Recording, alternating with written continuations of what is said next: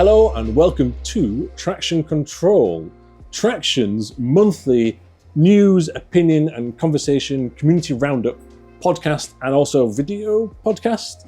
We're aiming to release these once a month all the way through 2025. I'm Tom and I'm joined by John, the face of the Traxion YouTube channel. Hello, how's it going? Hello, very good, thank you. And also by another Tom, our CEO. Hello. All good? Great. Fantastic. Okay, let's get this ramshackle podcast, really professional podcast, underway. So, first part of the show is we're going to run through 3 major talking points from the past month. So we're not delivering breaking news because visit the TraxionGG website every day for that, and also watch John's videos on YouTube for the latest in-depth reviews. But let's discuss the biggest news stories of the past month, as I say. And the first one is... Well, the first one has come about from a new thing we've been doing on TraxionGG, live streaming. John has been live streaming some games a couple times a week on the TraxionGG YouTube channel, and I have had it up on my monitor while I've been working, and I've really enjoyed it. And I think most so far have been on LMU, and I haven't seen a whole amount of LMU. I haven't seen many people streaming. I played it quite a lot when it first came out, but it was quite rough, I think it's fair to say, when it first came out. And I think that's polite. That's absolutely, right. And then that's absolutely fair enough. There's a great phrase, right, that I once heard to do with tech products and game releases, which is when you release your product, if you're not embarrassed, you've released it too late. And I think we've discussed this before about the whole debate about early access and everything. But anyway, so I played it when it first came out, and then I haven't played it since. But I've been watching John play it, and the quality of racing that you get on that game has been incredible, and it leads one to think, is it a replacement for ACC within the market? Is it the new de facto esports title? Is it the iRacing without the subscription? Is it the alternative to iRacing that maybe some people have been hoping? Well, I'm going to agree, but first, John, you've been playing it a lot more. So if we were making a YouTube video, honest thoughts, but Le Mans Ultimate, the official game of FIA World Endurance Championship. Honest review. Yes. Yes, what we Le Mans really Ultimate think versus Assetto Corsa Competizione. It's interesting. I think I'm coming at this from a perspective of being a regular ACC player for a long time. That was my go-to sim for a number of years, and those of you who've watched the Traxion channel since the early days will know that we did plenty of track guides, and we always talk about ACC, and I'm always very positive about it, even though I acknowledge that it's not a perfect sim. LMU has, ever since the beginning, been clear in its potential. I've always thought the driving itself has been really polished and really good, and that's only gotten slightly better over the time and over updates with tyre model changes and everything. But it was all the features and things that were missing that were its Achilles heel. But online racing has been always quite strong, I would say. Yeah, that's a good point, actually. I just think that it's all this. So obviously these streams recently have been doing a lot of online racing, but it's the stuff around the online racing, and it feels a lot tidier than it used to now. And I just think that with more cars, GT3s in there, with less glitches and kind of strange happenings going on, I think the game is suddenly coming alive, and people are beginning to take notice, I think, of just how good the racing actually is. Interesting. Well, I've got some stats. Obviously, it's Steam charts, and this game is only on PC for now anyway. And we know that Assetto Corsa Competizione is on also PlayStation, Xbox, so excluding those numbers. But just on PC, where there's like an esports crowd and a more hardcore audience, the gap, the delta between Le Mans Ultimate and Assetto Corsa here is a great use of the word delta. Yeah, delta. Big fan. Absolutely. I sound like David Coulthard. Blue on the line is ACC and green is Le Mans Ultimate. Now, ignore the end because there's a bit of an anomaly there for today's date. But basically, since the LMGT3 cars came out, which was in December, which is predominantly the car used on ACC, the gap between, or the delta, has halved. And it wasn't just a one-off. It's seemingly remained roughly around that since, until now we're in March, and it's had some extra cars and extra updates, and there's still a long way to go, but it's chipping away there. It feels like the quality of the game is sufficient that every time they get some kind of buzz and they get those new players, most of those new players are staying around. Yes. And actually, it was interesting watching you play. You quite clearly love the racing. And sim racing is all about those moments, right? You can have a whole evening of sim racing, and at the end of it, feel like incredibly frustrated. Like, well, that was awful. I waited for 3 different iRacing races, didn't finish a single one because of insert driver excuse here, right? Yeah, right. But with watching you play LMU, you just seem to be enjoying every racing experience, and the races were the right length. You seem to be matched against the right level of driver. Yeah. It feels like they're ticking a lot of the boxes that you need to be able to create. I don't know if we necessarily need to always compare it to something else, but like an ACC iRacing competitor. And it's interesting. You kind of see 2025, see the games that are coming out, and you can kind of see this hardcore iRacing, LMU, ACE Evo, but I kind of think that I think most people probably play Evo because it's the holy grail of sim racing, right? Road cars and it's got the road cars, and it's got the experiential bit, the open world free roaming, whatever it's classed as, right?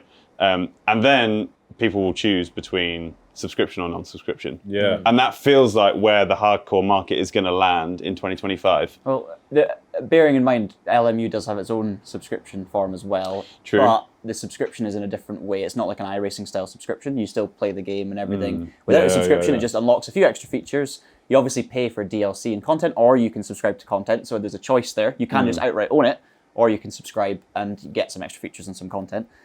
So there's an element of that as well. But yeah, you were saying that I'm just clearly enjoying myself. I think there's certain moments in sim racing where you come out of a sector, or you've had an exciting battle, or you get to the end of a lap, you cross the line, and you just kind of breathe for a second and just think to yourself like, whew. And when I'm playing LMU, the amount of times where I've just been sat there going, this is awesome. Like driving down the straight thinking, wow, this is incredible. And the coming back to the question you asked before that I didn't properly answer, compared to ACC, that's probably the first time since playing ACC competitively in an esports sense where I've just had that thrill of like great racing, where it just feels like I'm authentically in a race. I'm not thinking about anything else that's going on. I'm just enjoying actually racing people, and it's clean and it's exciting. Not always clean, but always exciting and cleanish. Yeah. At least there's a safety system, and you can do reports. Yeah. And I think some of the contact's a bit more forgiving than when you mentioned iRacing. Then more reliable, let's say. Yeah, netcode issues and things like that are in LMU. I've not experienced any of it yet. It doesn't obviously. It's. We're not saying it's going to. Yeah. So the key thing now is, it's actually really expensive. I think, not for what you get, but for an early access title. There's the base game is $30 odd plus several DLC packs. There's some free content as well. So I suppose the final point on this is I think we're all kind of agreed that Le Mans Ultimate is a challenger for Competizione, because we know also that particular game might not ever be developed again. Well, I was about to say there's if you're a consumer and you're looking at both, you don't have to do a huge amount of research to realize that one has a very exciting future and the other has no future whatsoever. Yeah, exactly. And just tying on to that, we did write a story where there was a rumor from a German outlet saying that Assetto Corsa Evo is going to be the SRO game, which is what ACC. And then we got asked Kunos directly. They said, that's wrong. It's not going to be the case. But that doesn't mean it can't be the case in the future as well. Let's just leave it there. So interesting. Who knows what's going to happen there? Yeah. So also, there's a window that Le Mans Ultimate has to nail. Yes. And also, I would say that we shouldn't discount AC Evo here, because I did say that that's the experiential casual bit, and then Le Mans, at some point LMU. but they're building this as a platform, right? So ACC, that will be rebuilt, ported. That will exist in AC Evo. It's they've said that they want to do esports, and this is Kunos, so it's going to be good. One game that was going to be released, we believe, this year, but isn't, is Formula One Manager. Formula One Manager, our next topic. So. Explain to us about F1 Manager just quickly. F1 Manager is basically it does what it says in the tin, really, doesn't it? It's a management sim. It's officially licensed Formula One management game. There's only been 3 versions so far, started in 22. We reviewed it and did some playing on the Traxion channel. The game came out again in 23 with some changes. It wasn't a revolution. It was a small evolution, I would say. Yeah. And then I'd say F1 Manager 24 was probably the best date of the series. By a long way. And they brought in some new features, and it was quite exciting. But then, relatively recently, we were kind of a bit worried about its future, right? Yes, so the upshot is we have spoken to Frontier a couple of times, and we haven't got official comment on this. But a third-party investment advising company are out there, because Frontier, you can invest in, it's publicly listed. Put a bulletin out there and said, for next year, Frontier's in a good place, but Formula 1 Manager will not be returning. And then we've seen now that Formula 1, so we published a story about that. Formula 1 Manager 2024, released last year. It's also a very affordable game. Has had significant updates and recently has added the ability so you can customize the grid.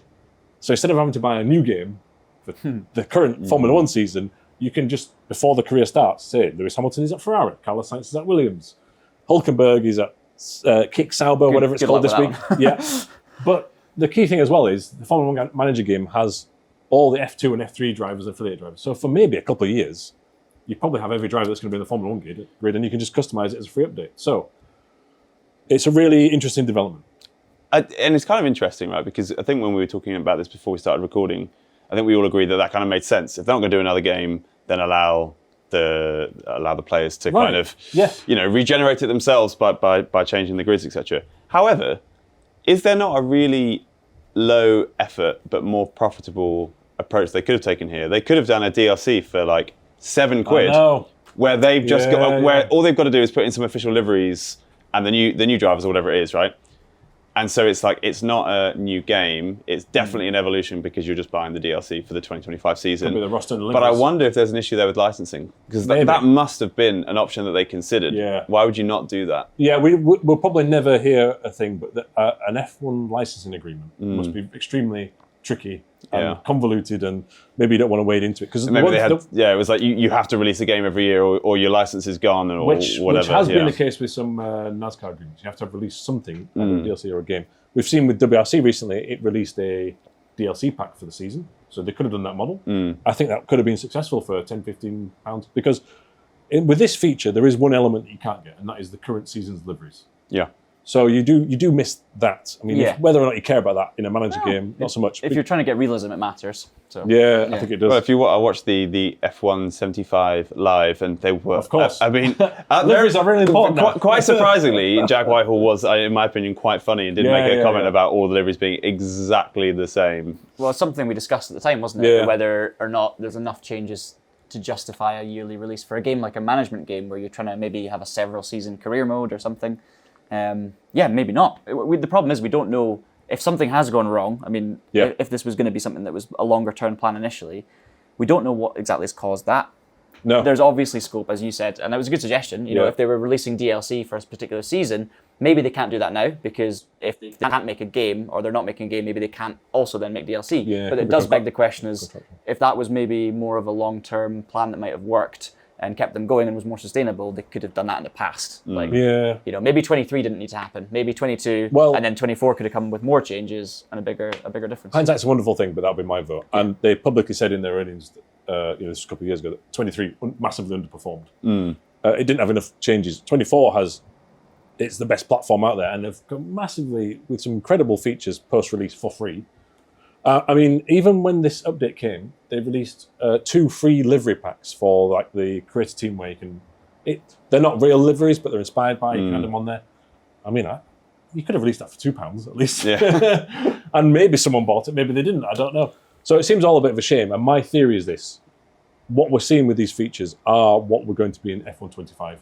Personal theory with no insight. Interesting. And they were already so far through development.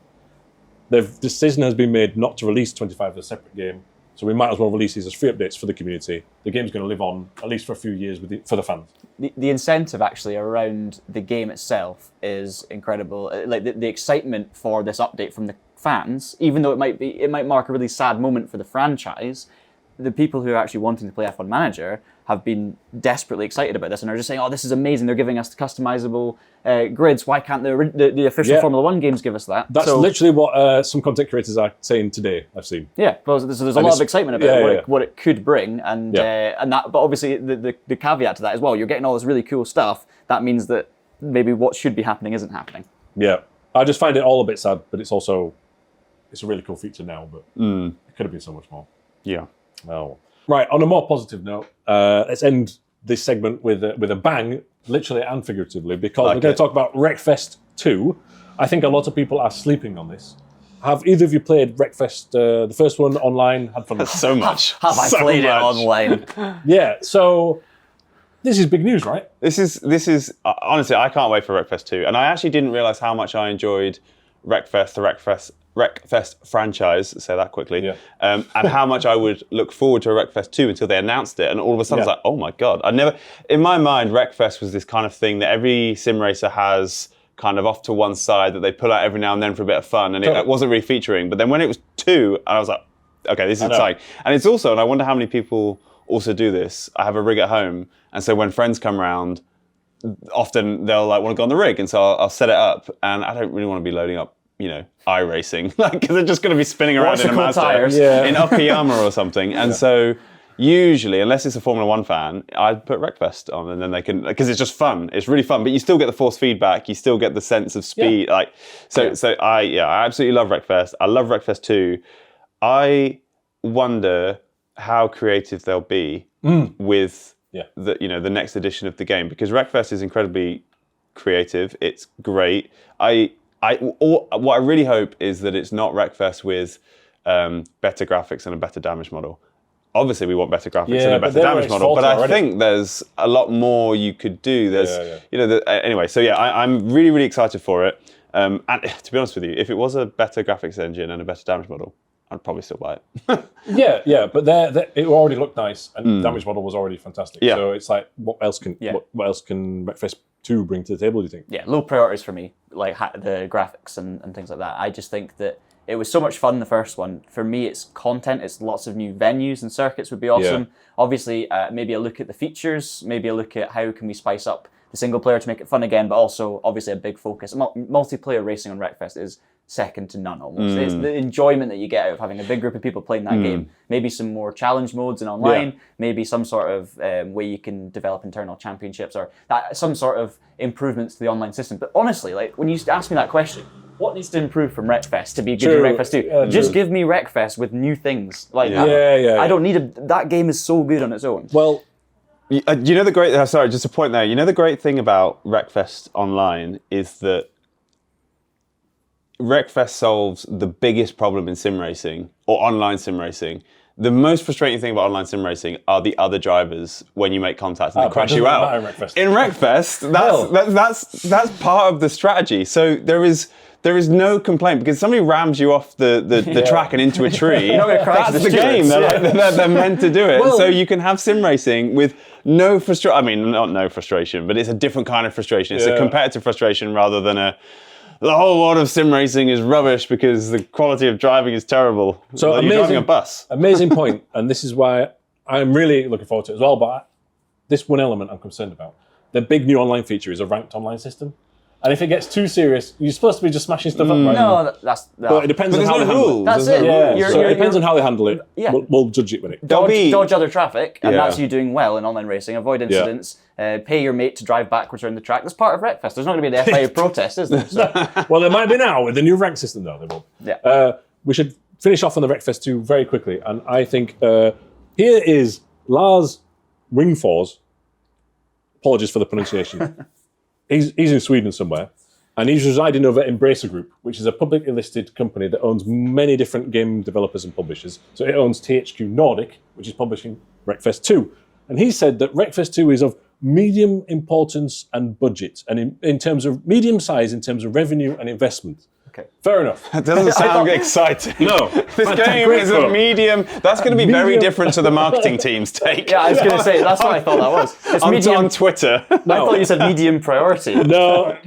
Here's why I think he's underplaying it a bit, because Wreckfest has been out for a very, very long time, and it is on everything. It's on Android and iOS. It's on Switch, PS4, PS5, Xbox One, Xbox Series X, PC, including all the new graphics cards. It's on. You can buy it on Epic, Steam, GOG. It cross-played across those. What on is PC. GOG? Gizmondo? You put me on spot now. So the people who make Cyberpunk, they've got their own store, and you can. Oh, I didn't know that. GOG. Tamagotchi. GOG.com. What about Ian Bell's old console? It's probably on the Madbox. And it was on Stadia before Stadia shut down. So it's literally on everything, right? Oh. Yeah. So it's on sale for regular. So when a new one comes out, do you not then have a rush of people trying to convert? Because they might be looking at a spreadsheet going, we've sold only this much this year, but actually you've sold over the last 10 years, or however long it's been. But they've announced how they're going to release it, right? Yes, this final point, it's early access. And I was a bit like, okay, well, that's good, because the franchise has a historical precedent with that particular release strategy. And it worked. And it worked. But in the past, it was for like several years, as next card game and all this. We know, based on Lars's comments on an earnings call, that the final version and on consoles should be released by the end of March, so this time next year. Mm-hmm. So at the maximum, all being well, a 1 year early access window. And I was really excited by that. And I think people slept on that. Because it could have been 10 years again, 6 years again. It might be. That's really interesting. It still might be, but there's at least a target now, publicly said. And on that, I am racking my brains, and I could be wrong, because my memory isn't as good as your memories are, but I can't remember a time when a game has announced how long their early access period is going to be. It's weird, right? Well, that's because it's not from the Game Developers Direct. They're probably cursing Lars. They're going, Lars, you've done it again. Look at him. He looks so happy with it. Look at that. He's like, Wreckfest, medium-sized. Medium priority, but it'll be out in a year. He's getting taken out in so many online servers with this. Whether you're just starting out your sim racing journey or you're a seasoned pro looking to upgrade your cockpit, Next Level Racing likely has a product that suits you. It has a wealth of options, from premium aluminium profile rigs to portable wheel and monitor stands. If all of this interests you, then do make sure you check out its website via the affiliate link in the description below. Doing so also helps support this Traxion channel. Oh, and also, by using that link, you get a 5% discount if you go on to purchase anything from Next Level Racing. So really, it's a win-win. So this is the community section, and this is where we need a better name, but we discuss a topic with you, because we've asked the question on social media and Discord and the YouTube community in the last few days, and we wanted to know what the best game you thought was that's been released this decade so far. Because we're in the 6th year of the decade, but we're not halfway through the decade. It's something weird like this. So that's the reason for the question. And so that means something that's been released in 2020 or later to this point. Before we do that, I'd like to give a quick shout out to our Discord, which is traxion.gg/Discord. We posed the question, there's a podcast channel within there. You can discuss the podcast. And also our brand new email newsletter, which is traxion.gg/newsletter. Easy for me to say there. And you can just sign up, and every week, bold commitment. Without fail, you will receive... Lars has said it's every week, so it's going to be every week. Pictures of Lars. No, sorry. Well, there might be, depends on what he says.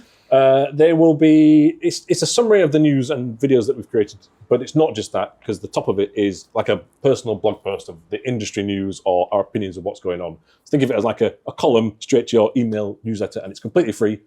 So please sign up. There'll be a link in the description if you're watching on YouTube, or if you're listening through Spotify and Apple Podcasts as well, in the little description area. So before we run through some of your suggestions, and also if you didn't answer to this before the recording podcast, let us know in the comments on YouTube for this one as well. We're going to each discuss and argue and maybe try to remember desperately what's been released in the last 5 years, which of our picks may or may not be as well. So I'm going to go with Tom first. Okay. Because you looked prepared. Well, I was prepared. Best game since 2020, racing game or sim? Okay, so Not Project Cars 3. No. So I had been through the answers. So we put out this on the YouTube community, this question on the YouTube community feature. I think there's like 55 to 60 comments. And there was a couple of trends, obviously. But there was a few that are very small indie games that I want to champion. Yes. But they came up a few times. I've noticed some of these. And I totally agree with them. And I don't know how I would choose. So there's 2 games. Yep. Both I think are fantastic. Yep. But only one of these games got the success that I believe it deserves. So one is New Star GP. Fantastic. And we saw a comment here by Cat Gone Crazy. That is Justin Towell, who is a sometimes contributor to Traxion. Great. So fantastic that Justin saw this and was involved. Yeah, and I couldn't agree more with him. New Star GP is an absolutely fantastic game. And the other would be, which not one that we talk about very much, Trackmania. Yes, because there was this new, it's just called Trackmania. Yes. The reboot, the free-to-play-ish, yes, minus the subscription version. Which is, actually, I've seen people playing it in the office here quite a bit, right? Yes, we play it a lot. And it's, because the question was about, it wasn't about sim racing, it was about online racing games. And I kind of figured that you two were probably going to go down the sim racing route. And so I thought, you know what, I don't want to choose the same thing. And so I was like, well, if it's not that, my sim-ish, sim-K, whatever you want to call it, option would have been F1, because it was the game that really got me into sim racing. I love F1 and I love the career mode. But honestly, F1 2019 was my favourite, and I don't think it's been as good since then. Yeah. And that's not in this Mine's decade. 2020. We need to fight, but that's for another time. Right, okay, that's fine. We can fight another time. So I would go with New Style GP, which is one of the most joyful games, especially racing games, that you will play. I played that for dozens and dozens of hours whilst travelling around, because it's a really easy handheld console game to play. And it's bright and colourful, but if you are an F1 fan and you're more serious motorsport, you're going to get a lot out of it as well, because you play through the decades. Yes. It's not licensed, but you can... Oh, that looks like a car from the 80s. And there's a bit to it as well. And it's driver names. It's not. It takes a little while to kind of get good at it, which makes it really. Yes, it's one of the. It's a casual racing game where you actually have to use the brake, which I really like. Right, it's an extra button to think about, which is kind of fun.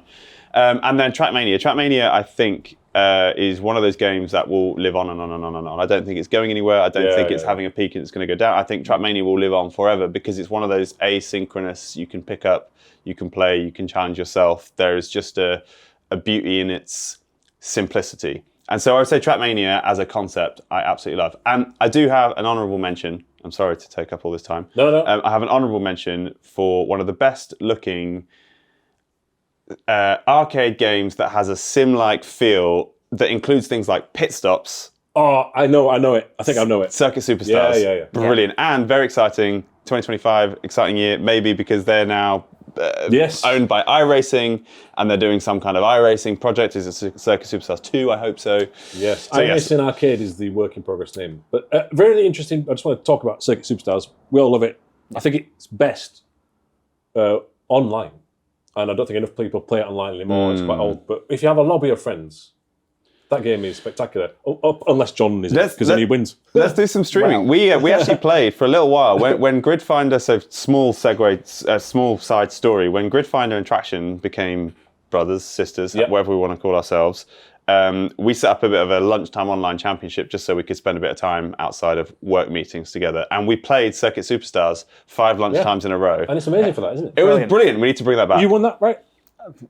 We'll have to go back and review that. Yeah, I might. He dominated, right? No, Ross is off camera smiling because he finished last. Osley was faster than me. The person editing this video, you were the fastest. Please leave this. Feel free to leave this in the edit. And I just picked up the points. The point being, we're all fans. Yes.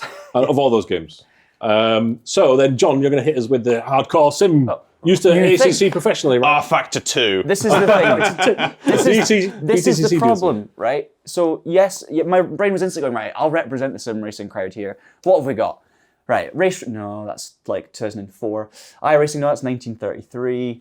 R-Factor 2. I think Race Room was released when we used abacuses. R-Factor was released. R-Factor 2 was released before R-Factor was, in my head. Nothing was really, ACC, me and Ross were discussing this off camera. ACC, nope, 2018, 2019. Yeah. And then I started thinking, what hardcore sims have been released? AMS2 was 2020. Yes. So that sneaks in. I appreciate AMS2, but I could not put it in this list because it's not my favourite game. Yeah. Hey, that's fine. LMU is in early access, but it's looking very good at the moment. Yeah. You've got Rensport, not yet, for sure. And that's it. Like, for hardcore sims, right? I mean, I'm so sorry if I'm forgetting one, but in terms of the sims that people are playing regularly, that's actually a hardcore simulation, I don't think there's an option that you can put there yet. LMU might become one, but I can't say it is yet because it's still got such a long way to go. Yeah. So then I'm thinking, okay, Gran Turismo 7, huge game, huge fun, no problems with that. But I think with the budget they've got and the history of that franchise, I still feel like there's certain elements that could be much better. Yep. So that's definitely a contender. Well, I know what I'm ready for it. Forza Horizon 5, another brilliant game, but not enough different from the previous iterations. I actually prefer 4, and that was before 2020. So you know what I'm going to do? I'm going to take a leaf out of Tom's book. We're going rogue, we're going indie games, because the game I cannot have a complaint about, and I love, and it's just from the bottom of my heart, Art of Rally. Nice. That's my pick. Great choice. And it's Great choice. Finest. It's certainly not the game I've sunk the most time into. It's not the game that's the most complete, and it's not feature rich and all these things compared to other games. But as a great indie game that I fall in love with, I have to say Art of Rally as my favourite game of the decade so far. And just going back to what we were saying earlier about exciting year, that developer's got an off-road game coming soon as well. So there's actually loads to cover later in the year. We're going to be here for it. But Art of Rally, I found myself, even though I played through it before, at a loose end at a weekend recently, and I had the PS5 hooked up to the TV downstairs. And I just thought, download out a rally. I'd not finished it on this particular platform. And then I thought, I've never actually unlocked every livery. So I think you have to win every stage in every rally and get all the stars and all the bonus things to get. Wow, that is a grind. Yeah, it is, but it's so relaxing. Therapeutic. Therapeutic, yeah. Trying to find all the hidden stuff in the open world is not too much of a chore because it's not too big, and I don't think the handling is perfect to be brutal, but that's fine. Yeah, like I know there was a lot of some negative opinion pieces back in the day saying it's terrible. I completely disagree with that. I love that game. Yeah. And it's about the aura and the setting and the music and the cars and when you flip the car upside down, it has little teaser as to messages. It's a feeling, and that's what I say. I cannot sit here and say it's the best game of the decade. It's your my favorite, yes. But it's still not the one that I would play above everything else. It's just there's something about it that makes me go, that's the game I need to say, because I guess it's reality versus expectation, it's budgets, it's size, and it's just the story of it all. So yeah, that's it for me. Right, and I'm going to go an indie game as well. Indie is Sony independent? Maybe. Right, so it's developed by Polyphony Digital. It's Gran Turismo 7. It is my favourite. It is my go-to. John beats me on the leaderboards every week, which is rather humbling. And he's probably doing it with a gamepad with an eye mask on. But I agree totally that it's not perfect. Yeah, it's just not perfect. It is a great game. Once you finish the menu, there was a menu book thing. The whole cafe menu book is actually fine when you play through it once. And then you realise it's a live service game that needs to live on for many, many years.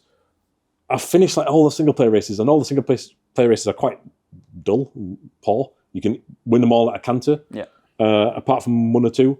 But I really enjoy doing the online sport races, the ranked racing that's built in. Mm-hmm. I enjoy the weekly time trials that you have to do that week or every 2 week period to get the cash that you're on the leaderboard for. I really enjoy the graphics. I think it strikes a really wonderful balance between feeling serious enough, but when you're tired and you don't want to get really sweaty on an evening. I love iRacing, and that's my main sort of simulation that I use at the minute when I want to be serious. But more often than not, I find myself going to Gran Turismo because I have to do racing line, I have to brake, I have to counter steer properly. Proper technique is in there. Yeah. It's just not billed as the same, and it doesn't have this crazy damage model where if you hit the wall, you have to retire, right? And we're car fans, and I think for car fans, true. That's a good point. The biggest thing for me about the Gran Turismo series in general. Yeah. GT7 ticks that box. It doesn't tick the other single player feature boxes. And for me, online racing, if you watch an online race and the way the cars act and stuff, it's just nowhere near some of the more hardcore sims. No, it's not even as good as GT Sport was. No, and we're not pretending that. No, exactly, and that's why for me, mainly the single player stuff, it can't be there because of expectation and hopes versus reality. But I still would stand by it being clearly one of the best racing games of the decade. Yeah. And it's also my go-to for a relaxed evening if I'm tired, and it's the leaderboard challenges, and it's just fun. Yeah. You know who else I think would argue that Gran Turismo is possibly the best game of the decade, and maybe the best game of the last 20, 30, best game ever, right? Yeah. It wouldn't be outrageous to suggest that Gran Turismo, in all senses, generally is the best racing game. Do you know who else I think would agree? Rory Alexander. Okay. Rory Alexander, yes. Let's plug areas. Yeah, that's a good point. Kunos. Because there are some noises in the menus that remind me of Do you know, it's not just the noises, it's the fact you earn currency and there's license tests. There's license tests, yes. So I don't think that's an accident. I think they've kind of looked back at the world of online racing and sim racing and gone, right, what are all the best bits? What are the bits that have had longevity over the decades? Forza Horizon, let's put that in there as well. So it's I would totally, I totally agree that if we're talking kind of, wheel and pedal experiences, then absolutely. I think it's probably reflective of perhaps our ages that we start to look forward to sitting on the couch with the controller rather than firing up the wheel after a day of writing about the wheels. Yeah. And we're not saying that that's the best thing ever made. I'm not saying Alta Rally is better than New Star GP or Gran Turismo 7. It's more just within the last 5 or 6 years, depending on which way you count it. And also, I would like to shout out the biggest game in this time period, which we've not mentioned, the most played, the most sold, which is Forza Horizon 5. Oh, I thought you were going to say Forza Motorsport. I got a bit of a fright there. Right. Listen, now, here's the thing. There is a Discord comment, which we'll put on the screen for those watching on YouTube now, who said that their favourite is Forza Motorsport. But and perfectly valid, hey, it's a 100% subjective matter completely, but they were very honest and they made a really fantastic point, which was, but maybe that's because I'm on Game Pass. If you are a Game Pass subscriber, and that is where your money for the year, because, we are fortunate enough to get review codes often, to a multiple to try it all ourselves, right? But if you're spending money on games, Game Pass, significant investment if you add up the monthly cost. That might be your primary and only platform. You don't buy games anymore, or subscribe to other systems because your money's there. And if you want a circuit racing game, you've got Formula 1 or Forza Motorsport generally on there. I don't know if ACC's on there at the minute. But basically, it's on there. They have monthly updates. You can have a really good time enjoying it. It's just that, in my opinion, if you're in a fortunate position to buy a PlayStation and buy a Gran Turismo, I think that's a better experience. But not everybody is that. So fair play for enjoying Forza Motorsport and shouting that out in the Discord. I know we've gone well over time here, but I do feel like, although this is a classic thing where you've asked us a question and we've all got an incredible amount of nuance and caveats, and everyone's got a straight answer, and I gave 3 answers already, right? Another honourable mention, I don't think it would be fair to not shout out the Formula 1 games. The player base is huge. The campaign modes are really enjoyable. The online racing can be good, and they're the only ones who have managed to make any money from esports. That deserves an award. What I would say is... I've made a success of let's esports. ignore the last 2 years. True, there was some controversy. But I just think that there is a lot of success around that game. There'll be a lot of people who are in the sim racing and who will say you're completely wrong there, but I think they're missing the point of, but if you're a console, it's one of the few games like Gran Turismo that actually straddles the balance between feels decent on a wheel, feels decent on a controller. But it's like the gateway drug. It would be like us saying what's the favourite wheel? What's your favourite wheel? And me saying, it's the Thrustmaster T300. But that's not because it's better than the Simucube 2 Pro. It's because it was at the price point and the availability, and so there's an and I think maybe I'm totally biased because I got into sim racing through F1. That's nothing wrong with that. Not like the F1 games. I've had mixed feelings about over the years, but for me it was an honourable mention that I probably wouldn't have. There's too many other things, but F1 21 or 23 or whichever game it was that you felt worked for you. It deserves an honourable mention because it's easy to pick up and play. But as you mentioned there, not 22 or 24. No. Got to be clear on that. Right, okay, let's come on to some community comments. And basically, everybody said Le Mans Ultimate, which is really surprising because it's not finished. Yeah, but there's currency bias. Recency bias. Yes, currency bias. Currency is definitely not the right word. Currency, that's what I was looking for. Well, it's a current topic, I guess. Yes. Yeah. Okay, not euros or dollars. I'll just stop. Le Mans Ultimate is probably Here we go. It's the sim that a lot of people are slowly going to, and I think a lot of our audience are sim racing fans because I think if you're a hardcore sim racer and you're a big fan of racing games, you're going to take in content about it. I think Le Mans Ultimate is the kind of game that you might play if you love sim racing and racing games. So I completely get that, and I would agree. For me, it's the in thing at the moment that I enjoy playing, which maybe I'm biased because I've started streaming it, but there are a few different games that I've played over the years, ACC, etc., for long periods of time, and right now, LMU is what I would jump on of personal choice for some online racing. Yeah, and the honourable shout-outs to, there were quite a few people on X who voted for iRacing. Now, obviously, it's not been since 2020, but we should mention that it's okay, if that's your main, what you enjoy and you haven't played anything else, absolutely fine. And especially that service, the costs add up, right? But also, it's still current in that it's been updated. Well, I was about to say, it's almost unfair to say, what's the best racing game in the last, if we were to say in the last 2 years or the last 3 years, if we were to keep doing that regularly through these podcasts, iRacing would never get a shout because it's a platform that has existed for X amount of years, right? Yeah. And actually, it's almost like an injustice to the developers who are working hard on that platform. They had the big UI update recently, and they're bringing out tracks and cars all the time. Right. There might be a career mode too. We're gonna in the same way that the games industry has got very flexible with its models, we might have to be a bit flexible with these answers. Well, absolutely. This is a specific conversation about games released this decade. Yes. I think if you were to change that and say what's the best racing or sim racing game you're playing right now, it totally changes it. And it comes back to what I was saying earlier, the race room with R Factor 2, iRacing, everything, ACC, Assetto Corsa, the original. They all got mentioned by Gran everybody. Turismo 4. No, I'm joking. So it depends on the question. I also saw someone say EA Sports WRC, and I was going to mention next. There's a few people. I want to mention that just because I think this decade it's the best overall rally experience that's come out. But it's the only. It's frustrating because it's also got its own flaws, and again, it's one of those ones where more people are actually playing the previous game, Dirt Rally 2.0 from Codemasters. Oh, it's leveled out now. EA Sports WRC. Okay, it's finally leveling out, but I just think that it's hard to really say it's up there. Just because it's the only rally game that's come out that's actually of a certain level. So yeah, I really like it. Really want it to be even better, and I really hope that there's actually a sequel with improved graphics for this year. But we don't know if that's going to be the case. It could be just DLC again, or contracts thrown in the bin. Who knows? Fingers crossed. But yes, some people did mention that. Someone said here, Forza Motorsport 4. That is not since 2020. That is Forza Motorsport 4. That is noughties, isn't it, or tens? So, or maybe they meant Forza Motorsports for one of the best. Yeah. Forza good point. Yeah. It's not, but you're totally valid with that opinion. I actually think Forza Motorsport, to be fair to it, the online racing was actually quite good, and I think it's like you might enjoy that more than Art of Rally, for example. Totally understandable. So yeah, someone also did say Rad Racer 2 and NES. No discussion. Can't argue with that, really. We probably should wrap things up on that. No, there's honourable mentions for Dakar Desert Rally, MotoGP 24, because we haven't mentioned any motorcycle games. It's fair. Probably the most polished MotoGP game in a long time. There's an Automobilista 2. And there are a few Automobilista 2 fans, and that is within this category, and that is also evolving as well, so it ticks both boxes. And it's a really enjoyable experience.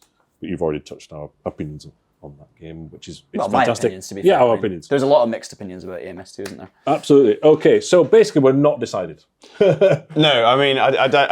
What's the of all the forums in the world to ask that question?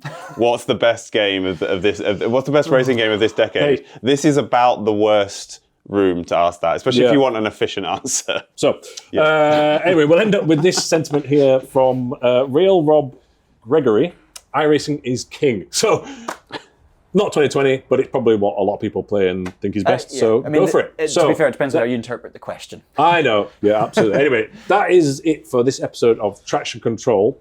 I'll plug again once more, traxion.gg/Discord to join our community. I mean, obviously, if you're subscribing to YouTube and following us on social media, please do that. That also helps be part of the clan. There is the email newsletter, traxion.gg/newsletter. Sign Website. up. Let us know. Yeah, and that's obviously on the website while you're there. Click some articles. Read it every single day. Do whatever you want to do. Please read. Please click. Yeah. Watch John live every week, at least once. Yeah. Yeah, depending on embargoes and With other the usual stuff going caveats, on. but the aim is at least once a week. Get in the live chat. Yeah, Spur I'm him really on. enjoying it. So hopefully you guys that are watching this, that are also watching that, are enjoying it too, and look forward to doing more. Yeah, and final point, just thank you very much for your support. And if you're listening on audio platforms, Spotify and Apple Podcast, follow us there too. I messed up the ending. We're going to roll with it. That is Traxion Control. That's the spirit. See you next time. So we had some posts come into the Gridfinder Traxion office, and it had a logo on the front that made me believe that maybe we shouldn't open it. So I believe this is for Well, let's. you Mr. guys. Monroe, you should open this. Well, thing. we can have a look. I think we know what this is. Oh, Mr. YouTuber signed it. Mr. YouTube. Wow. Neil Mohan, thank you. Oh yeah, cheers, Neil. Thanks, Neil. Yeah. No, honestly, this is thank you to the community. There it is. Oh, look at that. There you Pass go. me the box. We'll show the camera. We've got our plaque. Thank you That to is all of very you exciting. who have subscribed to the YouTube channel over the years. 100,000 subscribers quite recently, and this is the first time that we've seen this plaque, and it's very cool. It's a lot lighter than it looks, but thank you very much. It's pure platinum.